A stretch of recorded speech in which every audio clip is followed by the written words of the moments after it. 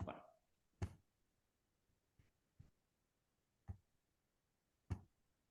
Pronto. Ok, pastor Walter.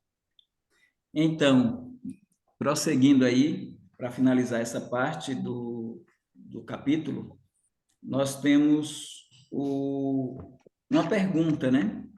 Como pode o reino de Deus ter um já e um ainda não? Quando eu faço essa pergunta, é no sentido mesmo da visão de reino. Eu não estou trabalhando nos outros contextos da expressão já e ainda não. Estou falando na linha do reino de Deus. Então, assim, os tradicionais revisados são inquiridos, né? A essa pergunta, como pode o reino de Deus ter um já e ainda não? E nós somos inquiridos com a outra pergunta. Se os judeus tivessem aceitado o reino que Cristo veio trazer, como ficariam os judeus e as nações sem o derramamento do sangue de Cristo? Hebreus 9, 22, os irmãos sabem que sem derramamento de sangue não há remissão.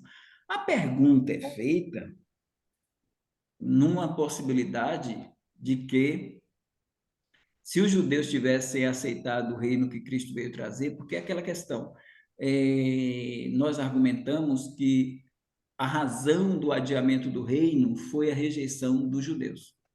Então, os judeus rejeitaram, o reino foi adiado. Os progressivos dizem que ele foi adiantado. Os aliancistas dizem que ele foi estabelecido. Nós dizemos que ele foi adiado. Que se Jesus Cristo, lá na 69ª semana, entrada triunfal, lembra que os judeus o aclamaram com a expressão Hosana, bendito que vem em nome do Senhor. Essa foi a expressão. E isso é emblemático. Bendito o que vem em nome do Senhor. Eles estavam recebendo naquela segunda-feira o rei. Só que na quinta-feira, eles, diante de Pilatos, que apresentou o rei lá no Litóstotos, no Gábata, ele se assentou lá, onde ele lavou as mãos, e teve a sua esposa teve um sonho que o deixou atormentado, né? Ela disse, não se envolva na questão desse homem, e Pilatos pensou que o povo escolheria Jesus e não Facínora, um marginal chamado Barrabás. Mas parece que a multidão foi comprada, subornada, que ela escolheu Barrabás. E o que é que Pilatos disse? Eu vou crucificar o vosso rei. Nota bem isso, né? Eu vou crucificar o vosso rei. E eles disseram: nós não temos rei a não ser César. E é interessante que, até para afrontar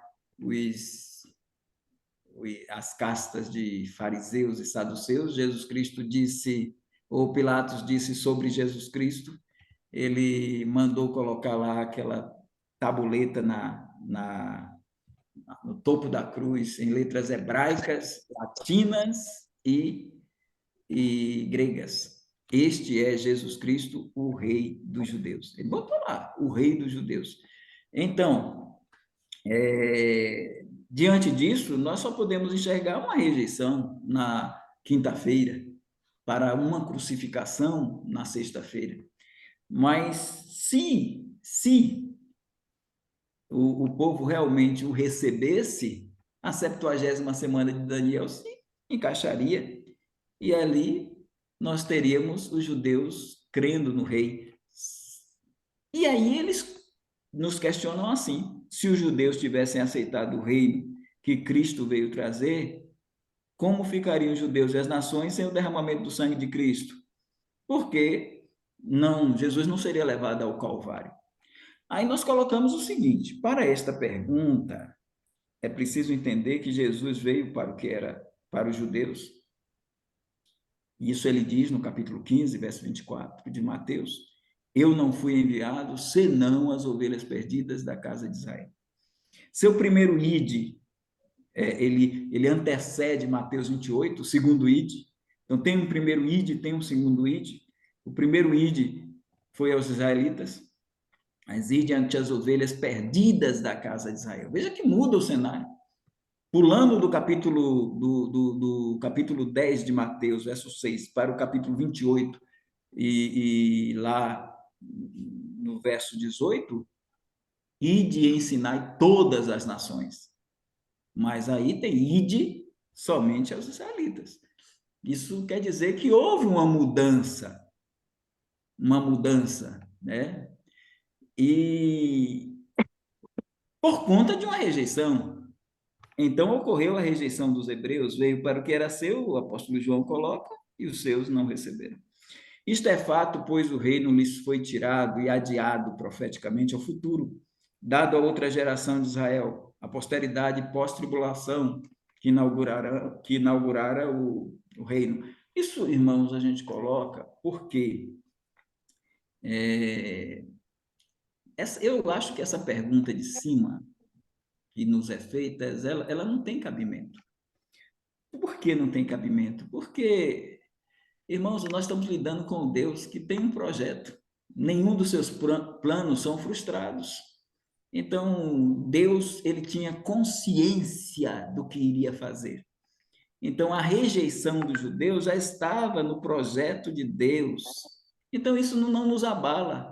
Quando nós dizemos que o reino foi adiado, também está no projeto de Deus. Quando nós dizemos que Jesus foi crucificado, ele foi morto desde a fundação do mundo. Então, tem um projeto elaborado que não nos deixa, não nos faz tremer diante de uma pergunta dessa, porque entendemos que a rejeição dos judeus era propósito de Deus e está aí capítulo 9, está o capítulo 10 e o capítulo 11 de Romanos para nos ajudar a compreender esse processo.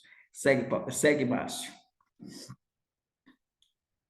Próximo slide vai nos mostrar, e é isso que eu falei há pouco, que tudo está dentro do controle soberano de Deus. Isso também responde aos progressivos sobre a igreja como lacuna profética e o adiar do reino, revelando a Jesus como a pedra e a expectativa dos judeus nos conceitos. Reino de Deus para a igreja. Jesus é a pedra viva na primeira e segunda vindas. O Antigo Testamento fala desta pedra e do reino messiânico para Israel, destruindo o império da besta. Eu quero me concentrar um pouco nisso aqui, porque essa ideia de Jesus pedra é importantíssima para nós. Isso não é ideia nova para os leitores do Novo Testamento ou para os próprios escritores do Novo Testamento. Lá em Daniel capítulo 2, o sonho do Nabucodonosor, ele sonhou com uma estátua, e aquele sonho que ele sabia do sonho, mas não revelou aos adivinhos, aos mágicos da época de Daniel. E Daniel teve que orar, pedir a Deus sabedoria para interpretar esse sonho, porque ele queria não somente a interpretação, mas dizer o que foi que ele sonhou. E aí, o que é que acontece? Nós temos uma estátua gigantesca no sonho. Essa estátua tem uma cabeça de ouro, tem os braços e o tórax de prata, tem o ventre e as coxas de bronze e tem os pés de ferro e de barro misturado.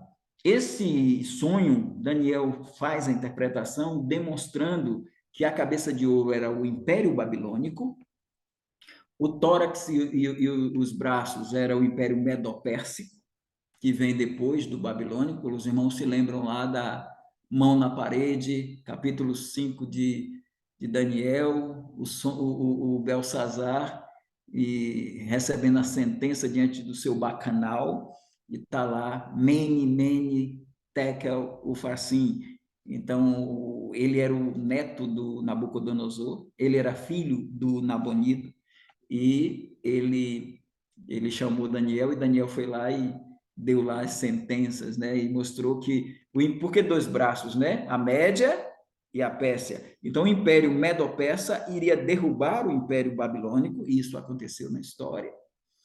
O dividido foi o reino dele entregado aos medos e aos persas, e o reino dele ele foi posto na balança, foi achado em falta e acabou ali o Império Babilônico e os 70 anos de exílio para vir o Império Medo-Pérsico de Ciro e de Dario. E o ventre e as coxas de bronze seria o Império Grego do Alexandre e os pés, eu não vou dizer os pés, não posso nem dizer os pés, os irmãos vão entender o que eu quero colocar.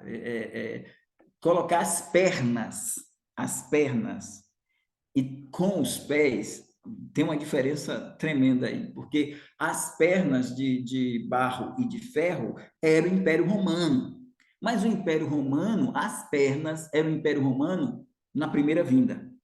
Os pés eram o Império Romano, ainda não aconteceu, na segunda vinda. Os pés a gente sabe, tem 10 dedos. Os 10 dedos são os 10 reis que se unirão à besta.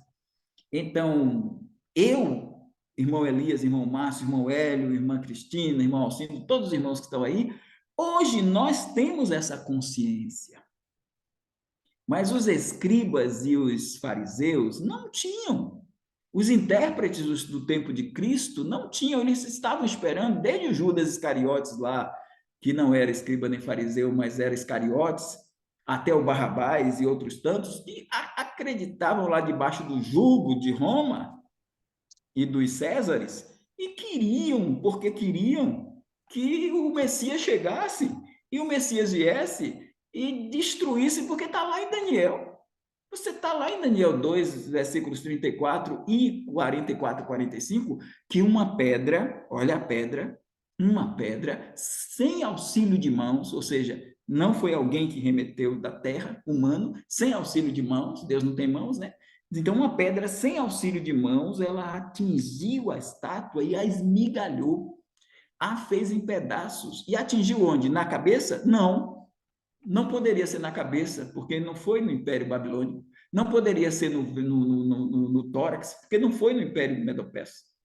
Foi no tempo certo, no tempo de Deus. Gálatas 4:4. Na plenitude dos tempos, Deus enviou o seu Filho, nascido de mulher, nascido sob a lei, para remir os que estavam debaixo da lei. Mas Deus enviando o seu Filho, em Gálatas 4:4, não foi o que aconteceu em Daniel. Então, para a interpretação da época, poxa, aquilo ali, se o Cristo está vindo, esse Cristo tem que vir restaurar o reino a Israel. As 70 semanas de Daniel teria que estar se cumprindo. Esse Messias teria que reinar, derrubar o Herodes, derrubar Pilatos e derrubar César.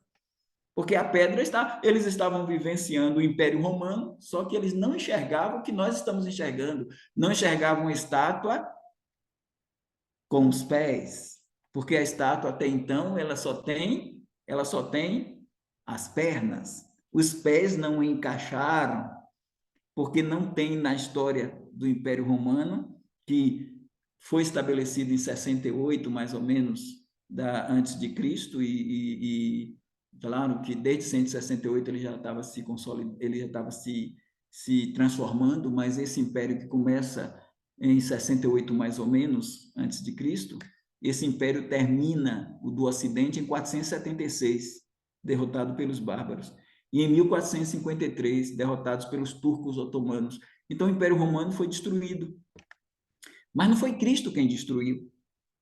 Então, o grande erro dos escribas, dos fariseus, dos saduceus, dos judeus, foi pensar que o reino seria implementado, o reino messiânico seria implementado na primeira vinda. Na primeira vinda, o que aconteceu? Os judeus tropeçaram na pedra. Os judeus tropeçaram na pedra, e a pedra, ao invés de esmiuçar a estátua, a pedra edificou a igreja. Sobre esta pedra edificarei a minha igreja, e as portas do inferno não prevalecerão contra ela. E aí o que é que acontece? Essa pedra, ela serviu de tropeço, rocha de escândalo, e tornou-se o fundamento, o alicerce da igreja na primeira vinda. Por que ela não destruiu a estátua? Porque a estátua estava sem pés. Estava com pernas, mas estava sem pés. Vai haver a necessidade de uma restauração do Império Romano escatológica para que esses 10 dedos se encaixem e a pedra venha, Armagedões, migale a estátua.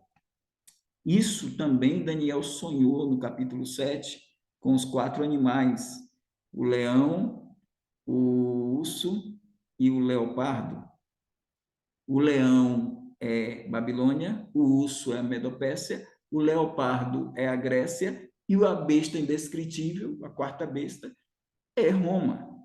E dessa quarta besta sobe um chifre pequeno, e esse chifre pequeno é o anticristo, que vai governar no império que arrola os 4 animais, porque lá em Apocalipse 13 diz: vi uma besta subir do mar, que era semelhante ao leão, e era como um leopardo e também como urso. Ali mostra as 3 bases, lendo literalmente em Apocalipse capítulo 13, aí nós vemos o texto sagrado dizer o seguinte, veja se não é a reconstrução da estátua, ele diz assim, e a besta que vi, 13, verso 2, e a besta que vi era semelhante ao leopardo, império grego, seus pés como os de um urso, império medo-persa, e a sua boca como a de leão, império babilônico, e o dragão deu-lhe o seu poder e o seu trono e grande poderio. Então, aqui nós temos a configuração, a reconfiguração da estátua, que foi destruída dentro de uma sequência diacrônica da história, mas esses impérios voltarão à tona num império só, porque isso demonstra que é o império só, formado pelos 4, e aí o erguer, o subir do mar dos povos, da besta do anticristo, com essa configuração da estátua, porque a estátua tem que estar reconstruída, que é o sonho de Nabucodonosor, para a pedra vir sem auxílio de mãos e atingir os pés da estátua. Segue, Márcio. O próximo slide. E eu quero que os irmãos prestem bem atenção nisso aqui, sobre a rejeição dos judeus a esta pedra e o seu tropeço na primeira vinda de Cristo, ao registro do Salmo 118, verso 22 e 23.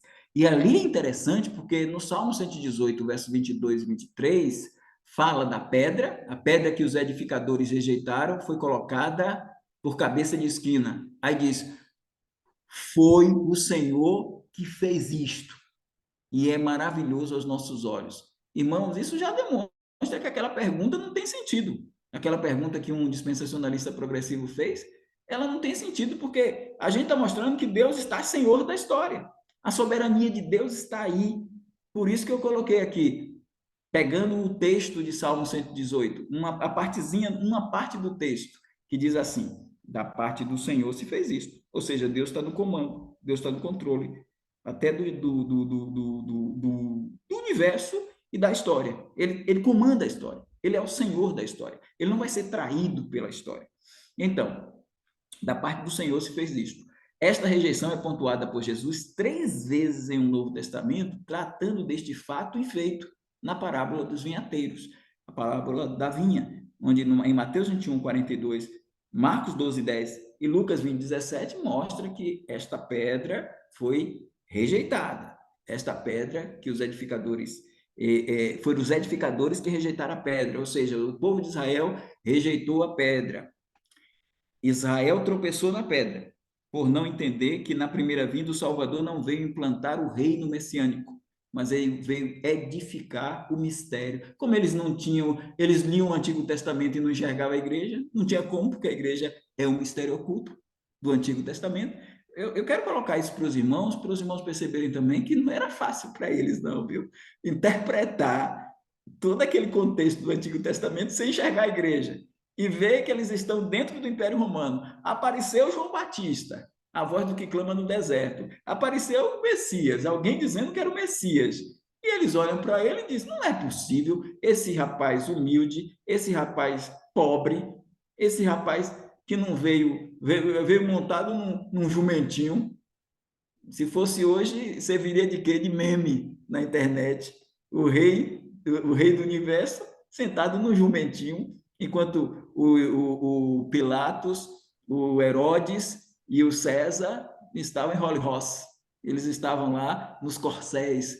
A comitiva deles era uma comitiva de deixar o povo todo boquiaberto. E Jesus entrando no jumentinho e alguém botando lá os ramos e aclamando como rei. Alguém achava que isso era piada, né?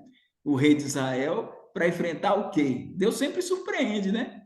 Faraó mesmo enfrentou dois velhinhos, um com 80 e outro com 84 anos, dizendo que ia tirar o povo do Egito para enfrentar um faraó com aquela força toda, né? Então, isso era complicado para eles. A missão de Jesus na primeira vinda é de Salvador, na segunda vinda de juiz para o mundo e Salvador para Israel. Então, eles esperavam esse Salvador, esse libertador, e eles tropeçaram na pedra. E também eu te digo que tu és Pedro, foi o que Jesus falou, e sobre esta pedra edificarei a minha igreja e as portas do inferno não prevalecerão contra ela. A igreja não é o reino e Pedro não é a pedra. Pedro diz que Jesus é a pedra, diante de Anás, Caifás, João e Alexandre. Ele fala lá em Atos 4:11. Ele é a pedra que foi rejeitada por vós, os edificadores, a qual foi posta por cabeça de esquina. Ele está citando Salmo 118. Ele cita, de certa forma, também o Isaías. E aí vai. Pode seguir, Márcio. Tudo isso só mostra que o plano divino está em execução sem ser frustrado, conforme Jó 42:2.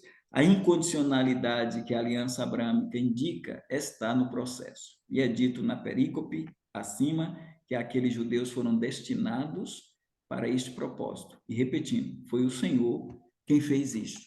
Foi Deus quem fez isso. Pode seguir, Márcio. Quero chegar num ponto aí. O plano soberano de Deus inclui a rejeição de Israel. Isso é que eu quero que fique bem claro para nós. O plano soberano de Deus inclui a rejeição de Israel e a sua admissão posterior junto ao adiamento e não ao adiantamento do reino. Nós entendemos assim, junto ao adiamento e não ao adiantamento do reino, como Paulo expressa em Romanos 9, 10 e 11. É o que se vê após a censura de Jesus aos judeus. Olha bem isso aqui. Capítulo 23 de Mateus é uma censura que Jesus traz aos fariseus.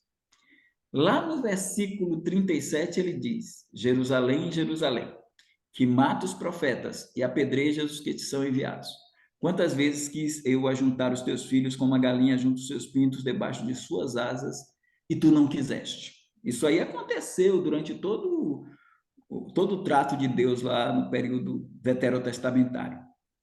Então, o adiamento e não o adiantamento do reino é visto nos próximos versículos. Em 37, ele fala da rejeição. No versículo 38 e 39, olha o que ele diz. Ele diz: Eis que a vossa casa vos é deixada deserta, porque eu vos digo que desde agora não me vereis mais, até que digais: Bendito que vem em nome do Senhor. Veja que na entrada triunfal é a 69ª semana de Daniel que se cumpre. Qual é a fala na 69ª? Bendito o que vem em nome do Senhor. Hosana nas alturas. É interessante, irmãos, que algumas vezes tentaram aclamar Jesus rei. Lá no capítulo 6 de João isso acontece. E Jesus faz o quê? Foge. Jesus fugiu diversas vezes de ser chamado rei durante o seu ministério, ou ser aclamado rei. Mas o que é que acontece nessa entrada triunfal que Daniel diz que é o príncipe, o Messias ungido príncipe? Jesus não fugiu. Ele pegou o jumento, ele entrou em Jerusalém, ele foi aclamado rei. E quando alguém quis censurar essa aclamação, por conta das crianças que estavam ali clamando, os fariseus disseram para calar as crianças, para Jesus mandar as crianças se calarem. Ele disse: se estes se calarem, as pedras clamarão. Então, e ainda disse mais: da boca das crianças, citando o Salmo 8, da boca das crianças sai o perfeito louvor. Então, ele estava mostrando que era o momento de Israel recebê-lo. mas ele notou a rejeição de Israel. Uma das poucas vezes que Jesus chora, ele chorou lá com Lázaro, em João 11:35, e ele chora sobre a cidade, e ele diz uma coisa interessante: se tu soubesses ao menos nesse teu dia o que a tua paz pertence, mas está oculto aos teus olhos. Por isso que os teus inimigos te cercarão de trincheira, e aí ele estava profetizando o ano 70, a destruição. Por que a destruição do ano 70? Por conta da rejeição lá no ano 33, quando ele entrou em Jerusalém, aclamado rei, mas foi crucificado na sexta-feira. E aí ele diz: Eis que a vossa casa vos é deixada deserta, porque eu vos digo que desde agora não me vereis mais, até que digais: Bendito que vem em nome do Senhor. E aí, Márcio, o que é que a gente vê? Ele projetou esse bendito que vem em nome do Senhor lá para frente. Aí, Márcio, pode passar, que a gente, o que é que a gente coloca? Diz: o reino é adiado para o futuro. Nessa fala de Jesus, o reino é adiado para o futuro. Após a obra da cruz e a ressurreição de Cristo se consumarem, quando ele vier a reinar com a igreja de Israel. Então, o reino foi projetado para o futuro porque Deus tinha que estabelecer sua igreja no Pentecostes.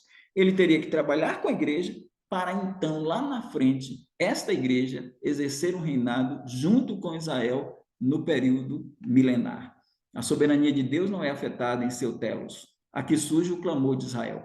Porque, irmãos, quando a gente lê o Salmo 118, já lemos aí algumas partes, já citamos algumas partes, o Salmo 18 vai falar sobre a ressurreição, o Salmo 18 vai falar sobre a rejeição, o Salmo 18 fala: a pedra que os edificadores rejeitaram, esta foi colocada por cabeça de esquina. Foi o Senhor que fez isso, é maravilhoso aos nossos olhos. Depois ele vai dizer: este é o dia que fez o Senhor. Regozijemo-nos e alegremos-nos nele. Que dia? O dia da ressurreição. E aí, irmãos, tem um clamor no Salmo 118 que eu quero chamar a atenção dos irmãos. Olha o que diz aí no Salmo 118, 25 e 26. Está aí na tela. Salva-nos agora. É Israel clamando. Salva-nos agora. Sabe o que é esse agora? É lá no milênio. Salva-nos agora, te pedimos, prospera-nos. E olha aí, bendito aquele que vem em nome do Senhor. Nós os bendizemos desde a casa do Senhor. Lembra? Jesus estava pensando nisso. A casa de vocês vai ficar deserta até que vocês vão ter que dizer: bendito que vem em nome do Senhor. Está aí. Salva no Senhor agora, te pedimos, prospera aí, vai ser salvo. Todo Israel vai ser salvo. Prospera, bendito aquele que vem em nome do Senhor. Nós os bendizemos desde a casa do Senhor. Randall Price diz: a expressão técnica para este entendimento do intervalo no programa messiânico para Israel é a interpretação chamada de apotelesmática. É diferente do já ainda não. E a gente prefere ficar com essa tensão apotelesmática, derivada do verbo grego apotelo, que significa levar até o fim, terminar. Telos quer dizer fim ou objetivo. Pode ter aqui a ideia mais técnica da consumação das profecias quando elas são cumpridas, com o prefixo apo, que basicamente possui a conotação de separação de algo. Então, essa interpretação apotelesmática é aquela interpretação que vai trabalhar com profecias que se cumprem com distanciamento. Não preciso já ainda não. Capítulo 61 de Isaías, não precisa a gente usar o já ainda não. A gente pode ver Jesus entrar na sinagoga de Nazaré, ler lá o capítulo 61 de Isaías e parar no ano aceitável ao Senhor, ficando o ano da vingança do nosso Deus lá para o período tribulacional, para o dia do Senhor, que começa na tribulação e termina na queima da terra. Pode ficar projetado para lá o dia da vingança do Senhor ou a ira do Cordeiro, mas está no mesmo texto. Quando, como Jesus também fala em ressurreição da vida e ressurreição da vergonha, no mesmo texto, e a gente sabe que a ressurreição da vida é separada pela ressurreição entre ela e a ressurreição da vergonha por 1000 anos. 1000 anos separam a ressurreição da vida da ressurreição da vergonha para os salvos. Então, a gente pode ter num texto, num versículo, a primeira vinda de Cristo e a segunda vinda de Cristo, tranquilamente colocada junta em um versículo só, ou em um texto de 2 ou 3 versículos só, você conseguir enxergar as duas bases. Isso é a técnica apotelesmática de interpretação, quando você vê e enxerga o profeta falando sobre esta questão. Márcio pode dar mais um toque? Eu acho que já estamos aí no... Pronto, eu vou deixar aí se trata da interpretação de algumas profecias, para que o irmão Elias administre aí a questão. Ok. Nós temos, por enquanto, Márcio, se você colocar a tela, por favor, coloca a tela normal. Todos na tela. Isso, obrigado. Pelo que eu vi, a primeira pessoa que levantou a mão foi a irmã Cristina e depois o irmão Klaus. Então, pode começar, irmã Cristina, a sua pergunta, por favor.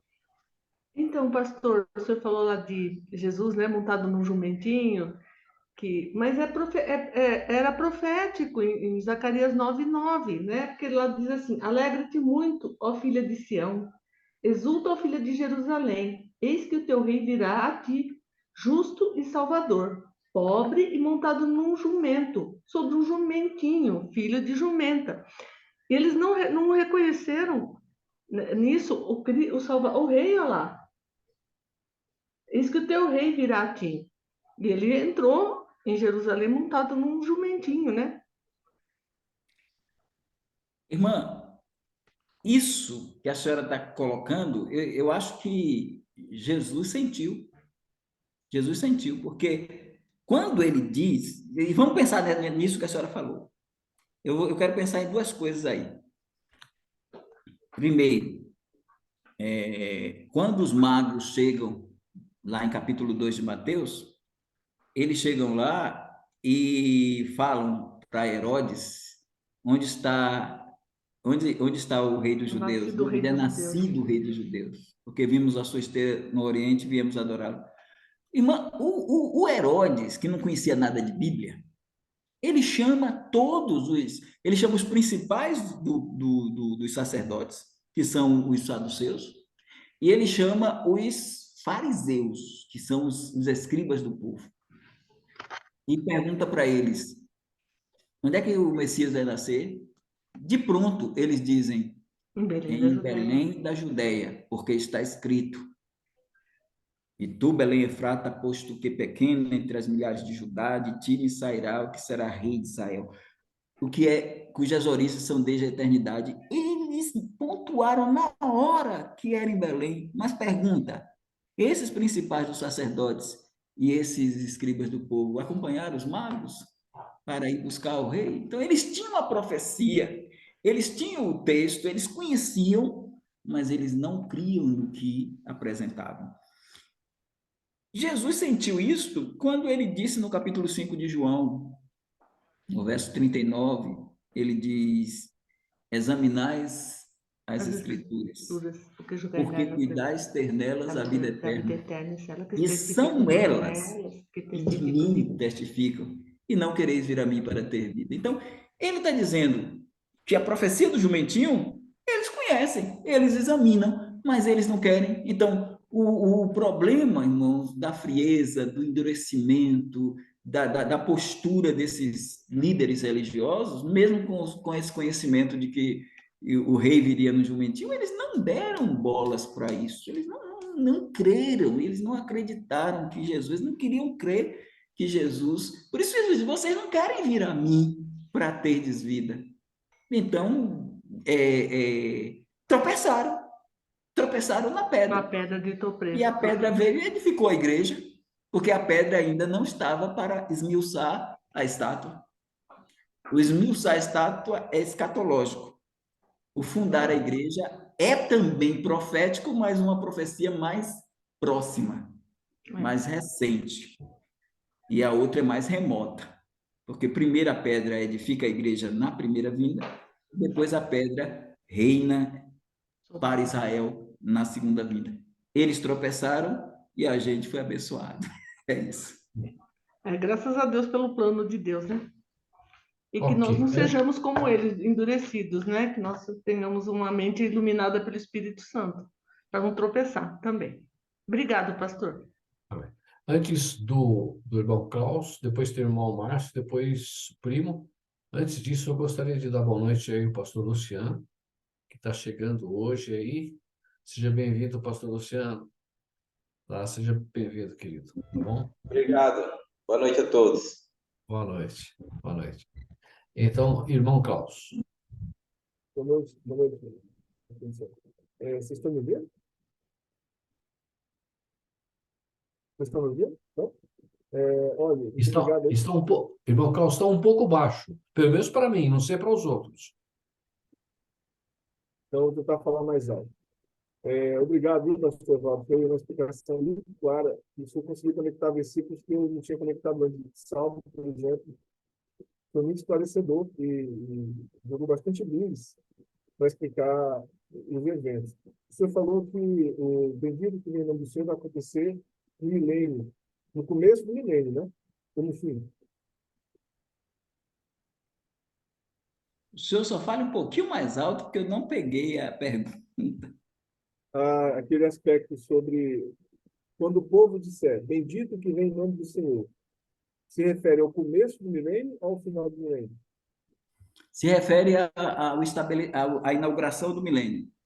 Quando Jesus voltar, ele vai olhar para aqueles que, ou as pessoas que o traspassaram, nação judaica, vai olhar para ele e vai chorar os seus pecados, vai se converter e vai dizer agora salva no Senhor e bendito que vem em nome do Senhor. Por isso que Jesus disse, vocês não vão me ver mais até que vocês digam bendito que vem em nome do Senhor. Isso quer dizer o quê? Vocês não vão me ver mais. Está lá, ó. Está lá a nação endurecida, incrédula, está lá, capital Tel Aviv e não Jerusalém, está lá endurecida. Não vão ver, não acreditam em Cristo, creem na mentira de Mateus 28, corpo roubado, não creem que Jesus Cristo é o Cristo, vão acreditar que o anticristo é o Cristo, e depois eles vão se frustrar, e aí eles rompem com o anticristo, e no final vão dizer, bendito que vem em nome do Senhor, e ele vem, Armagedon, e implanta o milênio. É isso. Obrigado, pastor. 2 comentários só. Irmã Cristina, Zacarias 9:9 é uma ótima chave da pregação do evangelho para os judeus. Porque eles também não são só os adventistas ou os testemunhos de Jeová. Eles também ficam tentando desviar onde é que vem o Messias. Fazendo ponto, inclusive. E eles não sabem como fazer isso. Ou seja, se a senhora perguntar para um judeu ortodoxo, um judeu praticante, como é que vocês vão descobrir quem é o Messias? Né? O que vai confirmar que aquele é o Messias? Ele não vai saber responder. Porque eles também se enganam. Eles já indicaram o Messias errado. E uma chave é Zacarias 9:9. Pode jogar neles.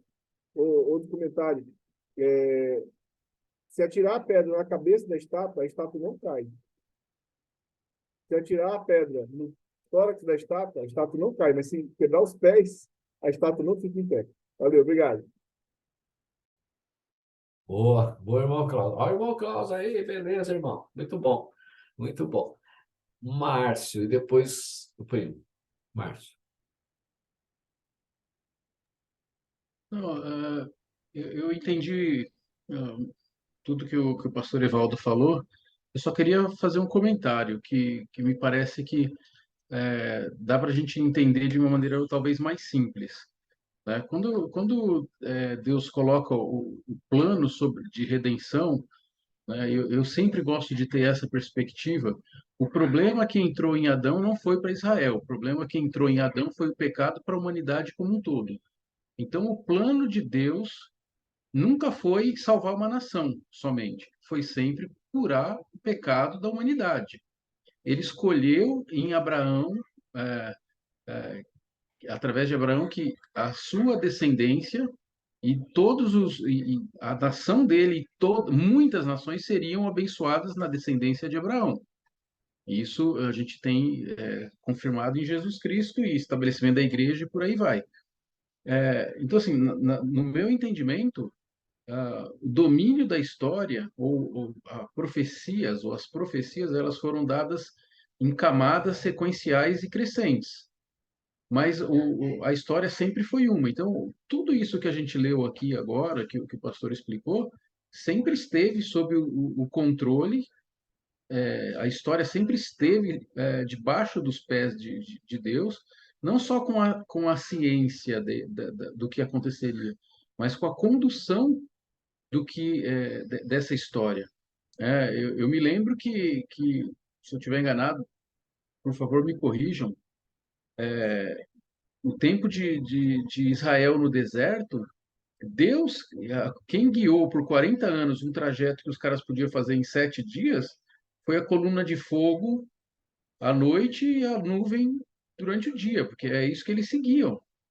Então, a história sempre foi controlada por Deus. Jesus falou sobre o destino de Judas. Judas foi criado para aquele papel.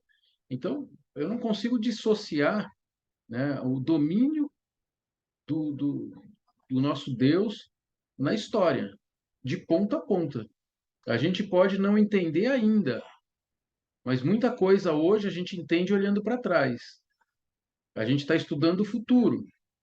E lá na frente, a gente vai entender olhando para trás da mesma maneira que a gente olha hoje as profecias que Jesus fez, falando sobre as 70 semanas, falando sobre o cumprimento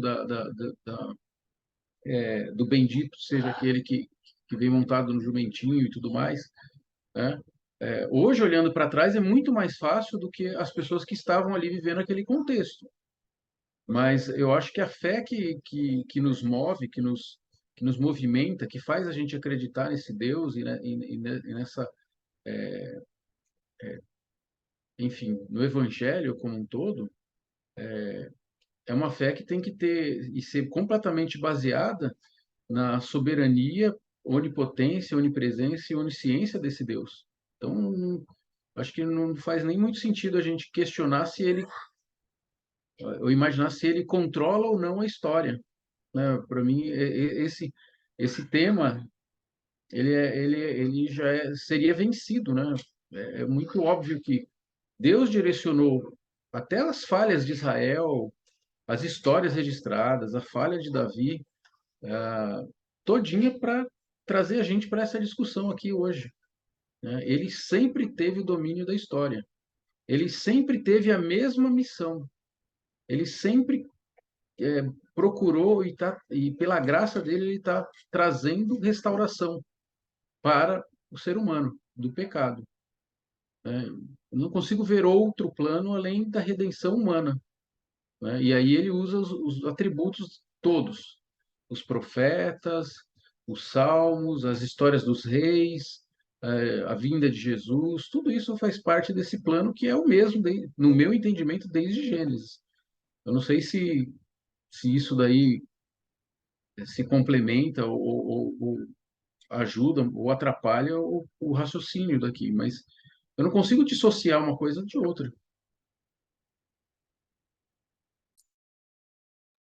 Não, tá tudo tranquilo. Essa questão, a razão de nós colocarmos esse processo todo com esses versículos, com esses textos sobre a pedra, foi, primeiro, erros de interpretação do povo do Israel daquela geração. Aquela nação, ela acabou tropeçando na pedra por cria como nós que Deus tinha um plano, cria que Deus estava como Senhor. Eles criam em tudo isso, mas eles acabaram não reconhecendo a Cristo. Isso tem um propósito de Deus nisso tudo.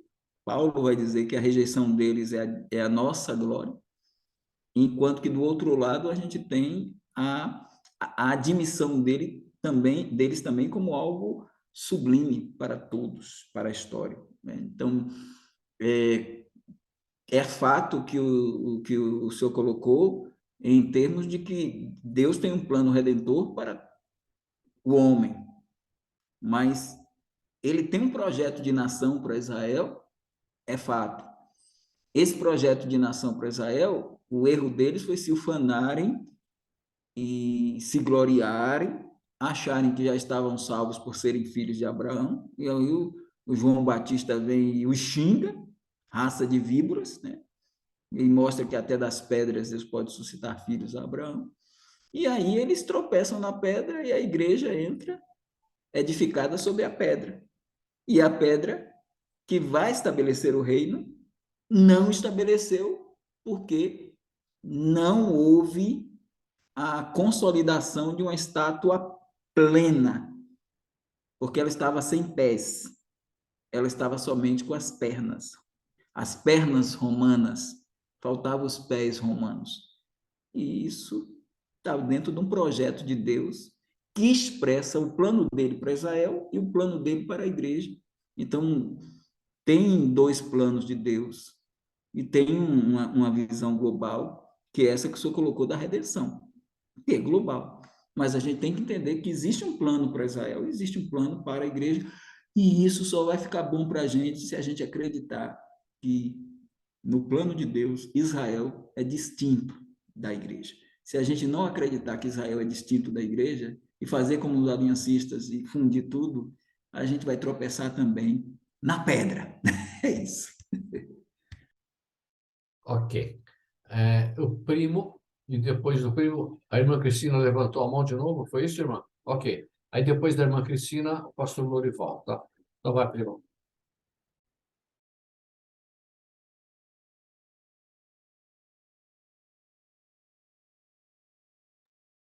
Ô, Almir, tá sem áudio, meu querido. Abre o microfone, Almir.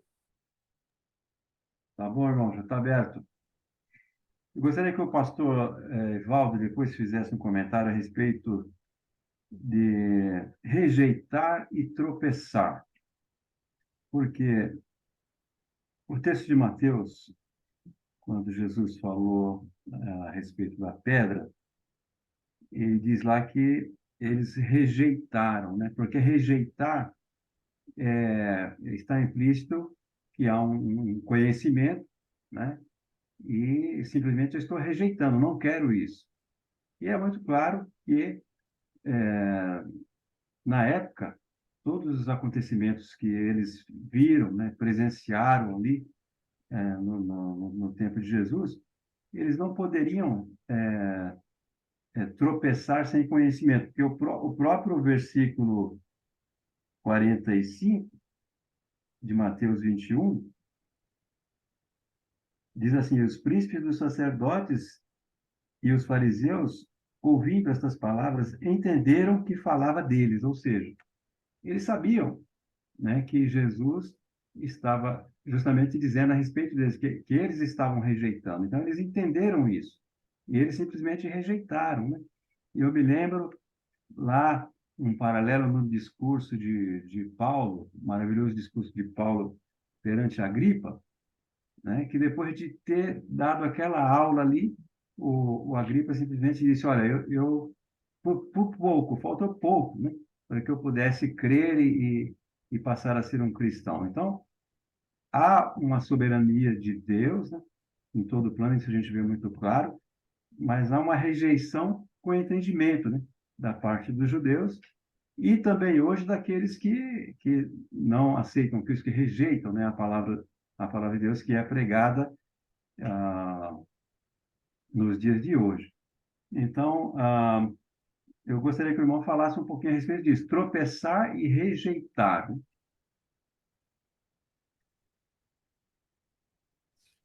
Pronto.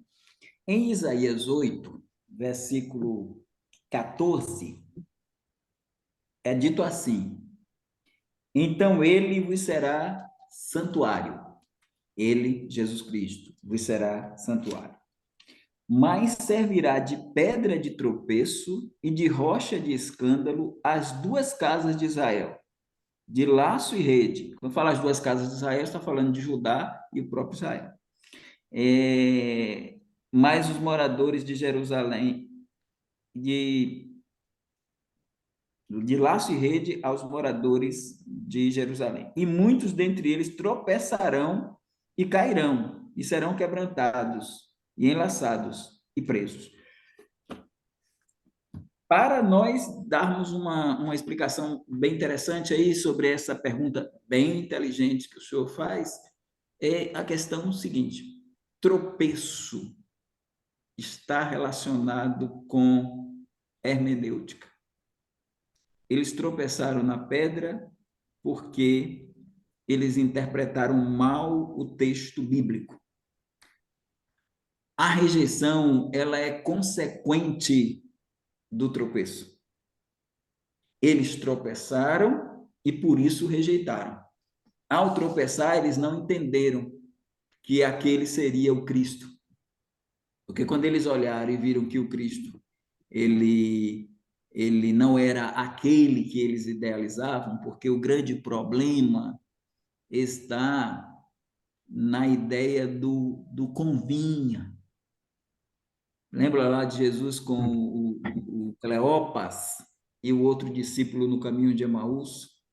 E eles estavam lá desiludidos com Jesus Cristo, porque achavam que já era aquela hora, já era o terceiro dia e nada tinha acontecido, e Jesus chamou de tardos para entender a questão do entendimento. E eles eram judeus, né?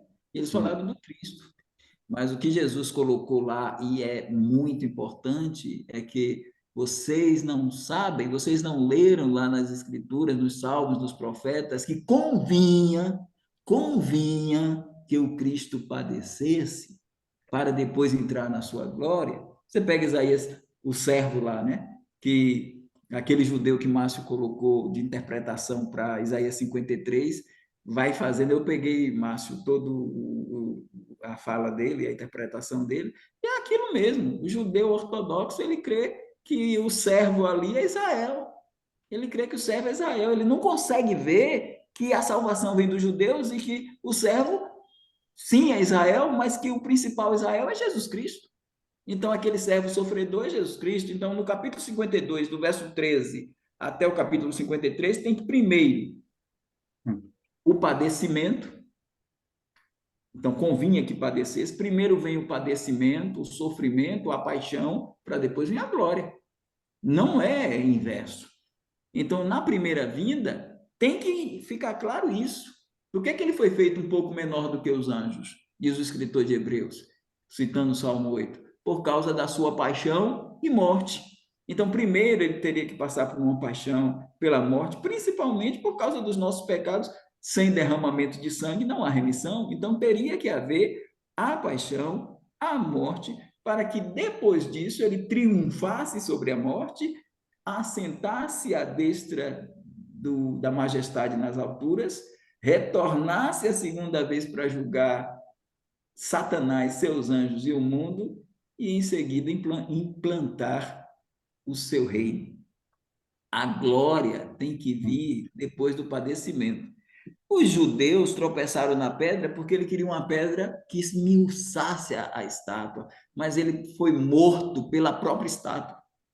Na primeira vinda, a estátua o matou, porque quando Pilatos e César, é todo mundo ali, é o conjunto, Herodes, Pilatos e César, o Filho do Homem vai ser entregue, como dele está escrito, vai ser entregue aos principais dos sacerdotes. Então, Jesus, quando falava isso, porque ele pouco falou da sua obra, ele falou mais do seu reino. A mensagem de Cristo não é a obra. A mensagem de Cristo é o reino. Jesus pregou o reino. Agora ele executou a obra. Sobre a obra, se você pegar aí, irmão Almir, umas 3 ou 4 vezes que Jesus citou a morte. Já pertinho da morte, ele foi lá e citou. Quem pregou a obra é Atos dos Apóstolos. São os apóstolos que pregam morte, sepultamento, ressurreição, ascensão e exaltação à direita de Deus. Quem prega isto, a obra, são os apóstolos. Mas Jesus não prega a obra. É o reino o tempo todo. Aí depois, no final, ele cita, esporadicamente, ele cita que vai padecer. E os discípulos nem querem aceitar isso. Lembra de Pedro? Tem misericórdia de ti, nada disso te acontecerá. Por quê? Porque eles não queriam conceber a ideia de um Messias que sofre, de um Messias que morre, de um Messias que é humilhado, de um Messias que é vituperado. Eles queriam um Messias triunfante, cavalo branco e vindo, vencendo a todos e a tudo e a todos. Isso vai acontecer, mas é na segunda vinda e não na primeira. É isso. Entendi, mas então, ao tropeço por não observar ou por não entender a palavra, porque aqui o ensino de Jesus, naquele momento, eles entenderam, eles sabiam que Jesus estava se referindo a eles, né? Então, o tropeço é por não entender ou por simplesmente é ignorar que aquilo que eles estavam lendo estava ocorrendo naquele momento. Eles entenderam a parábola, inclusive se enraivaram, porque ficaram com ódio, porque na hora que eles entenderam que na hora da parábola, Jesus vai lá e joga a pedra, né? No sentido de botar a pedra lá, né? A pedra que os edificadores rejeitaram, porque na parábola dos vinhateiros ele mostra que tinham mandado enviado servos, e os servos foram lá, e eles foram rejeitando os servos, e depois o que é que acontece no final? No final ele diz, se vier o filho, é o herdeiro, vamos matar e ficar com a herança. Aí, quando Jesus diz que o que é que deve ser feito, o que é que ele disseram? O que é que o dono da vinha vai fazer? Ele disse, vai pegar, arrendar a vinha para outro povo, e aí é que erram os aliancistas. Esse outro povo não é a igreja, na parábola não é a igreja, a outra geração lá que ele vai tirar dessa geração e dar a outra geração é Israel. Agora é um novo Israel, não é a igreja, é o Israel da vinda, da segunda vinda. Porque na primeira vinda, essa é a geração da primeira vinda, a geração da segunda vinda que vai receber. Agora, eu entendo quando o senhor coloca, eles entenderam a parábola. Agora, eu creio assim que a desobediência que leva à crucificação é a rejeição. Então, há uma rejeição. Então, mas é fato de que eles não conseguiram fazer uma interpretação correta, que nós estamos fazendo agora, entendeu, Almir? A gente está conseguindo fazer a interpretação de que a pedra edificou a igreja, mas eles não tinham isso, eles não tinham essa compreensão. Então, eles entenderam ali a parábola que era com eles, mas eles não entenderam o processo. Eles não entenderam todo o conjunto. Está entendendo? Sim, eu estou entendendo. E justamente eu creio que até esse aspecto, né, do entendimento por parte deles vai de encontro à soberania de Deus, ao plano dele, que mesmo entendendo, ainda assim rejeitaram, né? Eles não poderiam aceitar, e aí volta naquela pergunta anterior que foi colocada aí, né? Se eles tivessem aceitado, né, o reino, enfim, isso não poderia ter acontecido de forma nenhuma, né? Ok. Podemos ir em frente, primo? Sim, Tranquilo? pode, tranquilo. Então, irmã Cristina, depois o pastor Lorival. Uma coisinha, pastor Evaldo, se eu estiver falando bobagem, me perdoem aí os irmãos, tá? Mas eu estava vendo um estudo sobre... Nossa, acho que o estudo até o fim vai ser Igreja Israel, certo, pastor Evaldo? Nós vamos sempre ficar, mesmo no Apocalipse, vai ser isso aí. Então, lá em Ezequiel, quando fala do Vale de Ossos Secos, eu estava ouvindo um estudo que ele... Vê se tem lógica isso, senão ele falou que quando fala dos ossos que juntam, e eles têm carne, têm tendão, mas não tem o espírito. Então, parece que Israel hoje ainda continua isso. Eles estão vivos, eles estão aí.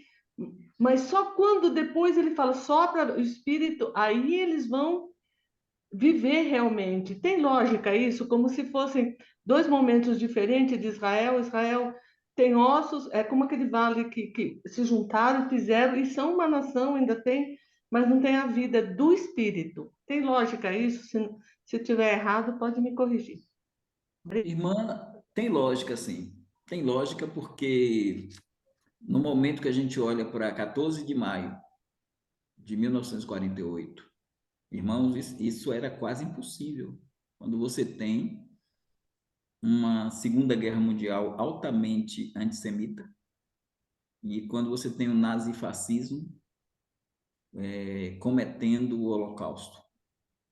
Então, é para banir da terra o povo judeu, é para destruir, não é na Alemanha só, é no mundo inteiro, não é só o estabelecimento de uma raça ariana, é destruir o povo de Israel. E quando você tem Hitler se suicidando,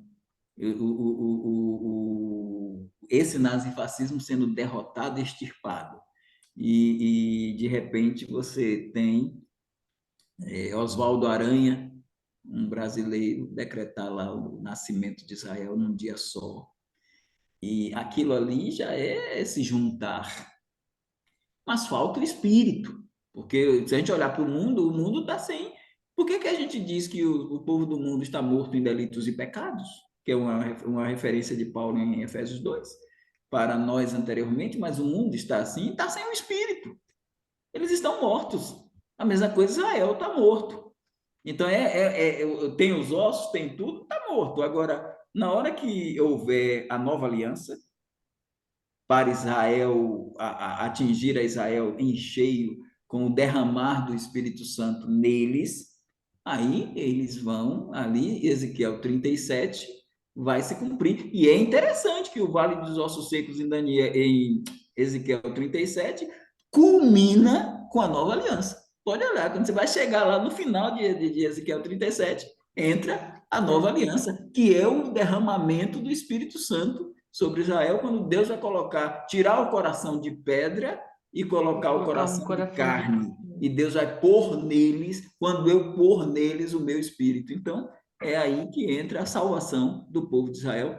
Aí que entra Daniel 9, 24, quando nós falamos ali, que ali é aplicado a Israel. O texto ali tem que ser interpretado histórico-gramaticalmente, no sentido natural do texto. É Israel, não é outra nação, não é nenhum gentil, é extirpar o pecado de Israel, não é da humanidade.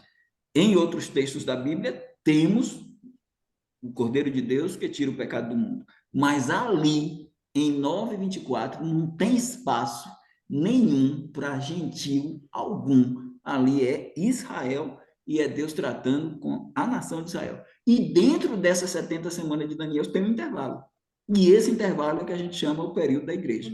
O espaço, o intervalo, o período da igreja. Então, por isso que nós temos tranquilidade para interpretar ali e somos rechaçados tanto por aliancistas como por dispensacionalistas progressivos que não, praticamente tentam anular a ideia do intervalo. Mas o intervalo está ali e a igreja entra. E isso é histórico. Pentecostes, Atos 2, até o seu arrebatamento.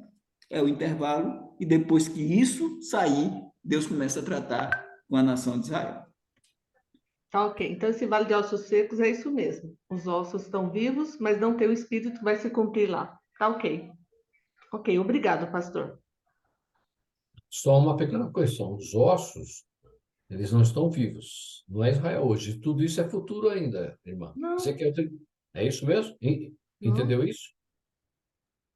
Não. Não, os ossos, o que Estão quer vivos. dizer com estar vivos é no sentido não de que o vale, os ossos Estão vivos.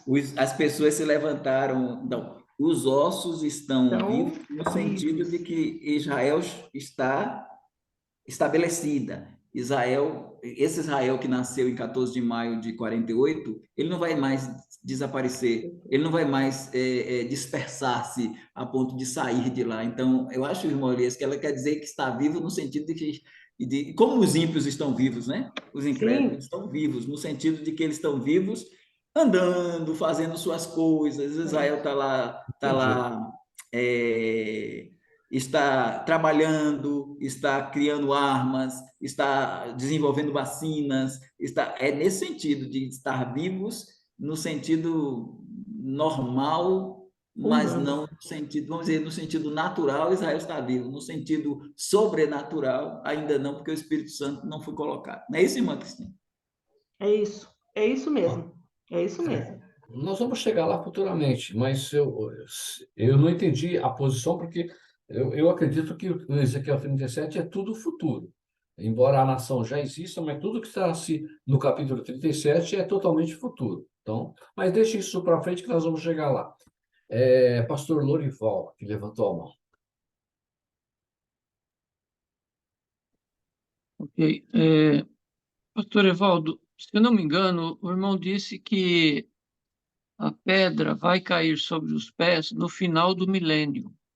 É isso mesmo? Tá gravado aí. Eu posso ter falado porque são os chamados atos falhos, né? A pedra, ela vai gerar o reino. Quando a pedra sim. cai, Ela cai quando no a pedra final da cai, tribulação. quando a pedra cai em Daniel em Daniel 2, ela cai, e quando ela bate lá, versículos 44 a 45 e tal, quando ela bate na estátua, que são os 10, vamos dizer assim, que é o Império Romano Reformado, é o Sim. Império, digamos aí, que é a Europa, né? Se unindo para a criação desse novo império. Então, na hora que bateu a pedra nos pés da estátua, ela bate na estátua, esmiuça a estátua e a pedra vira um reino. Então, Certo. ali é Armagedon. É Armagedon. Aí sim. Se eu falei que era do final do milênio, me perdoe, porque não Eu era. não sei, está gravado, como o irmão disse, mas a impressão que eu tive é que era isso. Outra coisa, só para pegar um gancho aqui na conversa, eu também creio que o Efésios capítulo 2, né, é uma confirmação tricotomista, porque, porque o homem é corpo, alma e espírito, né? Então, vamos supor, se o espírito está morto, tem que ter uma alma viva para tocar o corpo, certo? Então, quando o espírito fica vivo, é que ele se torna três partes, né? Então, obrigado por confirmar aí com o texto.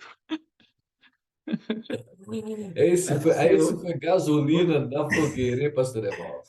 Mas o senhor vai dizer que o espírito do incrédulo está morto literalmente?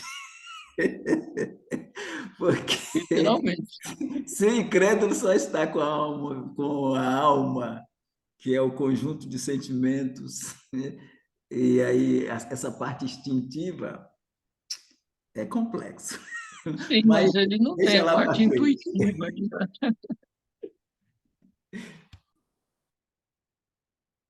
Mas isso é outro assunto, né? Não precisamos Não, esse é tratar outro disso assunto. agora. Que assunto.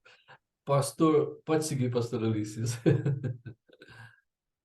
Pastor Ulisses, perdão, pastor Evaldo. Não, aí, não sei se os outros pastores, o senhor pode abrir um espaço aí para o pastor Luciano se apresentar, porque temos 7 minutos aqui, né? Então, talvez seja melhor, porque o pastor Luciano está aí, né? Ele pode se Sim. apresentar. Tá bom. É o irmão Elias que define, viu, irmão? Não, eu só estou sugerindo.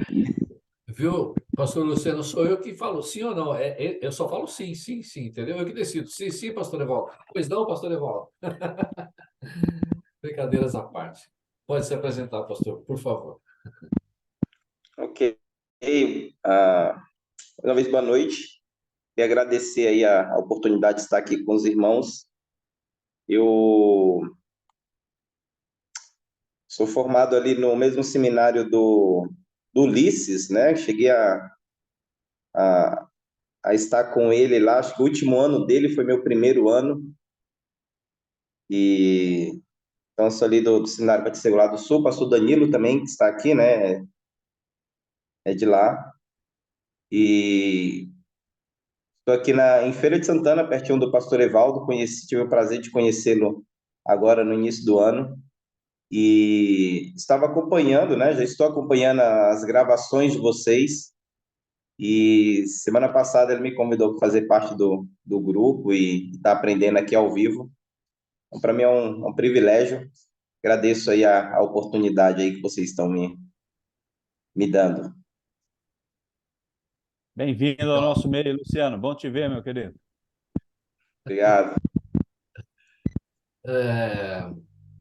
Então, você é de São Paulo, é isso, pastor? Você é de São Paulo e foi para a feira, é isso? Isso, eu estava em São Paulo, em Cotia, na cidade de Cotia. Sou natural de Brasília, né? Mas estava lá os últimos 9 anos. E aí agora eu tô em Feira de Santana, aqui no distrito de Matinha, né? Um distrito de Feira de Santana, pastoreando desde março, tem 5 meses, 4, 5 meses.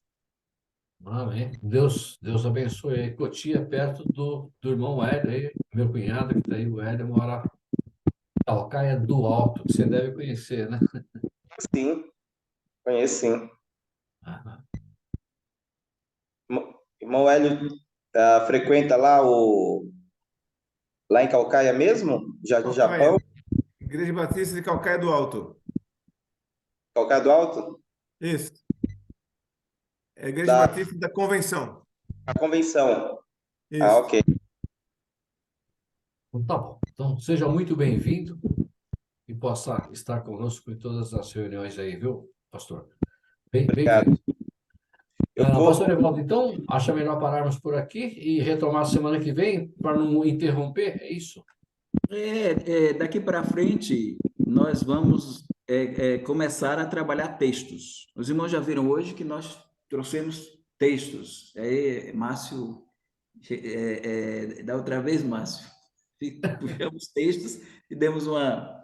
Mas agora nós vamos mexer com textos. Então, hoje foi trazer esses textos que abrangem uma pergunta que é eu concordo com o que o Márcio colocou e com o que o irmão Almir colocou também. A pergunta ela não se sustenta de pé, porque havia um projeto de Deus. Então, querer nos criticar porque cremos no adiamento do reino e dizer que porque vocês dizem que o reino foi adiado porque os judeus rejeitaram. Mas se os judeus aceitassem, se os judeus aceitassem, a gente sabe que está fora do projeto.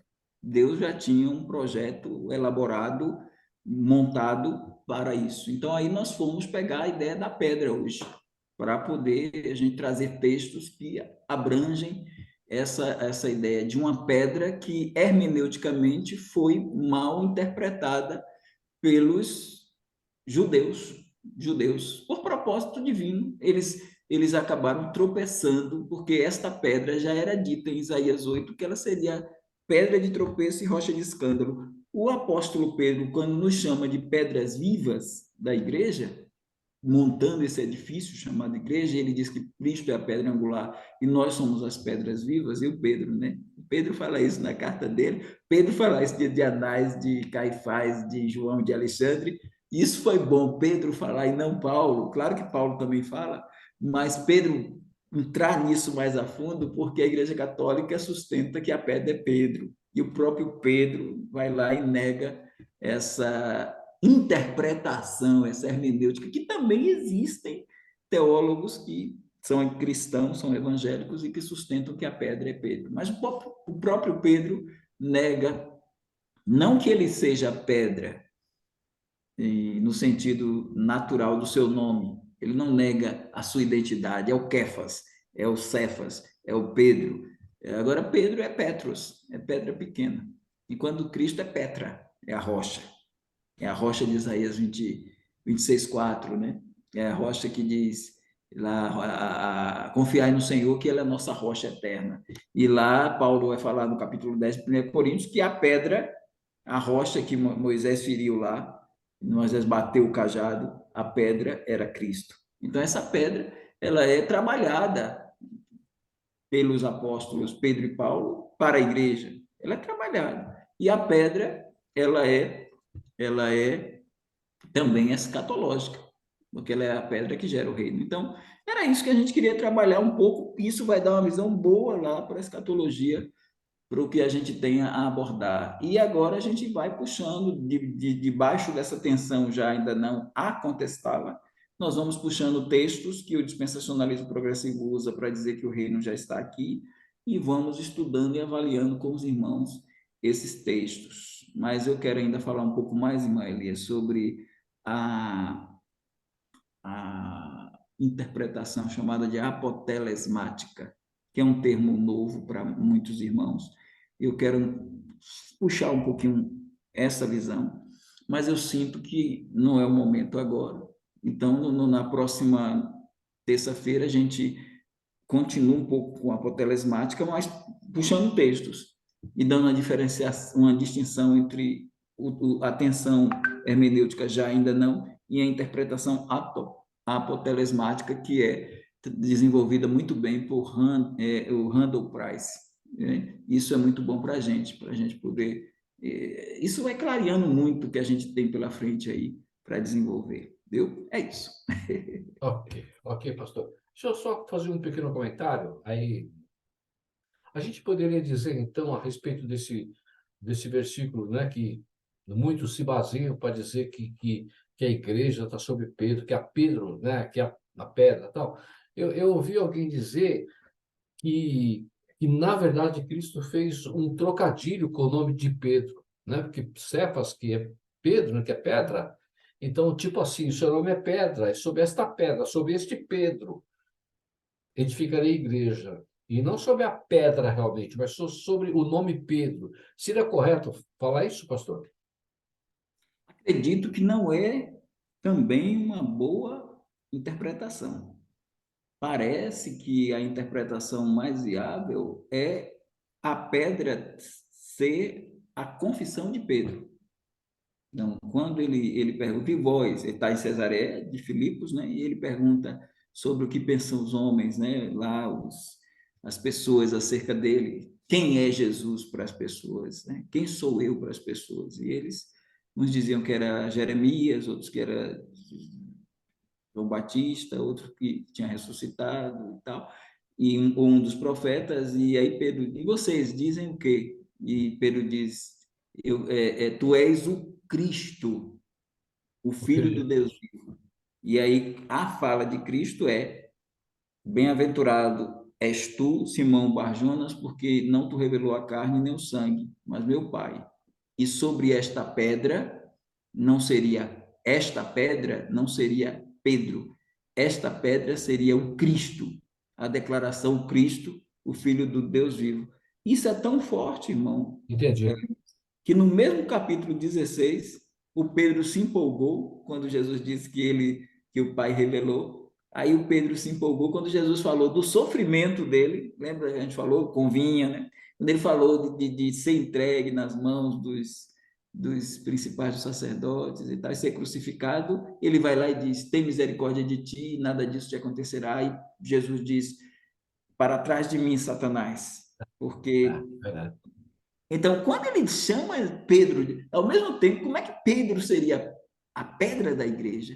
Se ele é o Satanás agora, se Satanás agora, o Pedro que o Pai revela, ao mesmo tempo que o Pai revela a ele, isso é bom até para a gente também, né? Porque às vezes a gente está pensando que estamos bem cheios do Espírito Santo, ocorreu uma coisa boa durante a manhã e nós respondemos bem, a gente se enche e se não vigiar, É, foi poucos segundos, né? Poucos minutos. Ele falou, foi aplaudido, ele achou que vou de novo, vou falar. E foi lá, como que Jesus dissesse: muito bem, Pedro, o Pai te revelou de novo. Não, agora foi Satanás que falou com você. Então, mostra a fragilidade do homem para poder você pegar esse homem e colocar como o Papa, colocar como o pai da igreja. E ter uma basílica de São Pedro e ele ser o Papa. A Igreja Católica está confinada. Um Papa que é chamado de Satanás, e depois esse mesmo Papa, que tem sogra, esse mesmo Papa, ele, ele nega a Cristo por 3 vezes. Então, tem que ser a pedra. E Paulo vai dizer que ninguém pode pôr outro fundamento a não ser Cristo. Então, ele está dizendo que a pedra é Cristo. Então, não fica bem essa interpretação jogar para Pedro.